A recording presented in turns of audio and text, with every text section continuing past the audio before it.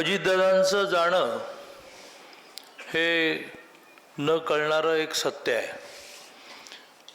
म्हणजे आदल्या दिवशी त्यांच्या जीवनातल्या प्रत्येक गोष्टी पूर्ण केल्यानंतर दुसऱ्या दिवशी ते नसतात, आजारी नसतात, कुठलंही जाण्याचं चिन्ह नसतं. कधी कधी माणूस जाण्याची काही चिन्ह दिसायला लागतात. असं कुठलंही जाण्याचं चिन्ह नसताना ज्यावेळेला अजितदादा जातात त्यावेळेला ते सत्य जरी असलं तरी ते न कळणारं सत्य असतं की असं कसं काय झालं.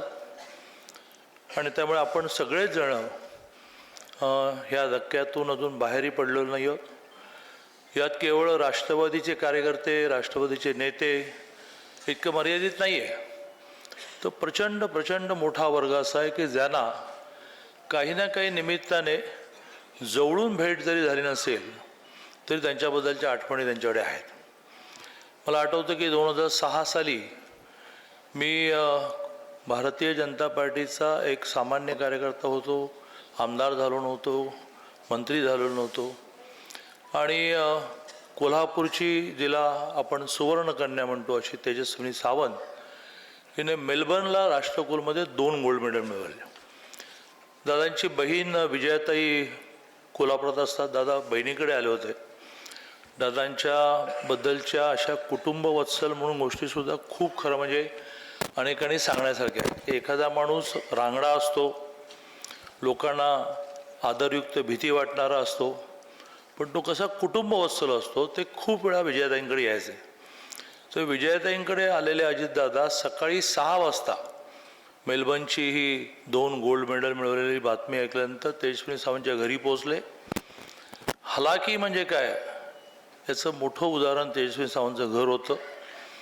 पण तिथे जाऊन सकाळी 6 वाजता तिच्या आईवडिलांचं कौतुक, आणि ती मेलबर्नलाच होती, त्यांनी घोषित केलं की हिला आल्यानंतर आम्ही कुठलीही MPSCची परीक्षा, त्यावेळेला कायदा नव्हता, आता कायदा झाला, कुठलीही MPSCची परीक्षा न देता आम्ही क्लास 1चा जॉब देणार. पुढे क्लास 1चा जॉब देऊनच दादा थांबले नाहीत, तर घर आणि तिची रेंज बांधण्यासाठी, शूटिंग रेंज बांधण्यासाठी जागा पण त्यांनी दिली. आता या तेजस्विनी सावंतचा नंतर किती संबंध आला असेल दादांशी, राजकारणात ती नसल्यामुळे माहीत नाही, पण आज त्यांच्या घरी दुःख आहे.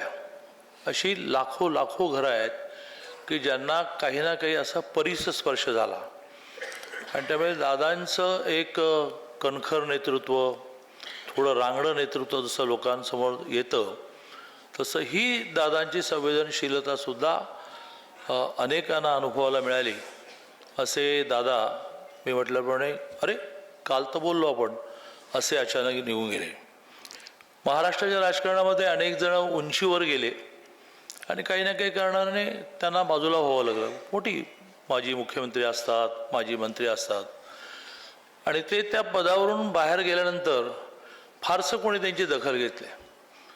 पण दादा आमदार असोत, दादा खासदार असोत, दादा विरोधी पक्षनेते असोत, दादा मंत्री असोत, दादा काहीच नसोत, महाराष्ट्राच्या राजकारणाला त्यांची नेहमी दखल घ्यावीच लागली.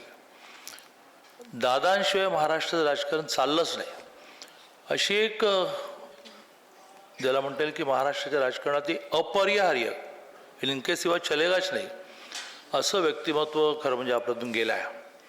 मला आठवतं की पहाटेचा शपथविधी, मी राज्याचा अध्यक्ष भारतीय जनता पार्टीचा होतो, मला देवेंद्रजींचा फोन आला सांगलीला की तू ताबडतोब निघ. पण मला कधी विचारण्याची सवय नाही की कशासाठी निघ, आणि त्यांनाही बऱ्याच गोष्टी ह्या वेळ आल्याशिवाय सांगण्याची सवय नाही. मी पोचलो राजभवनला आणि धडाधड दादांच्या मग वहिनी, मुलं अशा सगळ्या गाड्या पोचल्या आणि मग लक्षात आलं की दादा शपथ घेणार आहेत. देवेंद्रजीच्या घरी गेल्यानंतर म्हटलं हे काय, ते म्हणाले की हे दादाच करू शकतात, आणि त्यांनी हे धाडस केलेलं आहे. ते धाडस त्यांनी नंतर पुन्हा एकदा केलं आणि राष्ट्रवादीतून बाहेर पडून ते सरकारमध्ये सहभागी झाले. असं परिणामांची काळजी न करता उडी मारण्याची सवय ही दादांमध्ये होती. त्यामुळेच ते खरं म्हणजे इतक्या मोठ्या स्थानापर्यंत पोहोचले.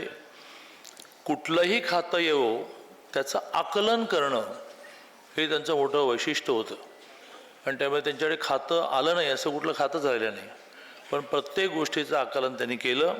ह्यासाठी अभ्यास करण्याची वृत्ती आणि नम्रपणे स्वीकारण्याची वृत्ती, की हे मला माहिती नाही, हे जरा मला माहिती करून द्या. सुनेत्राबाईंनी खासदारकीला उभा राहिल्या, एका सभेमध्ये आम्ही एकत्र होतो. मोठं वावटळ उठाली होती की संविधान बदलणार, संविधान बदलणार. मी एक खूप चांगली नोट तयार केली होती आणि मी ती मांडून खाली बसलो. न संकोच करता दादा म्हणाले की ही चेक कॉपी मला देशील. मी ताबडतोब माझ्या बरोबरच्या माणसाला पाठवलं होती. म्हणजे त्यांनी संकोच नाही केला की ही नोट मला हवी आहे. तर असं प्रत्येक गोष्ट समजून घेणारे दादा अचानक गेले. विठ्ठलराव मणियारांचं इथे भाषण झालं. मला ते भाषण ऐकताना असं वाटलं की इथेच शोकसभा संपली पाहिजे.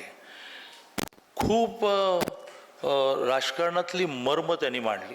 कमी बोलले ते, पण कमी बोलताना ते त्या कमी वाक्यातून खूप बोलले की नाती कशी अशा सगळ्या घटनांनंतर संपत नाही. दादाने त्यांच्याकडे येऊन कशी खंत व्यक्त केली. मला आठवतं की सुनेत्राबाईंच्या प्रचारासाठी मी बारामतीला गेलो आणि मी पवारसाहेबांबद्दल बोललो.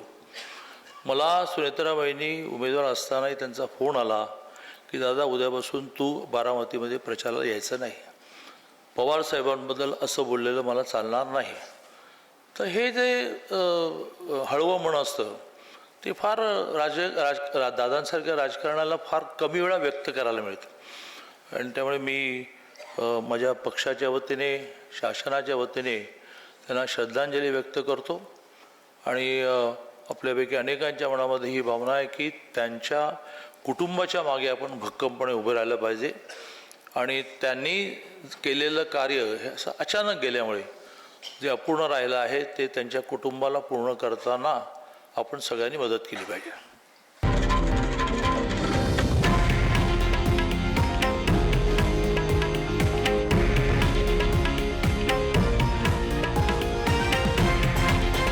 हे आहे देशातील नंबर 1 न्यूज नेटवर्क आणि आपण पाहत आहात TV9 मराठी, एकमेव.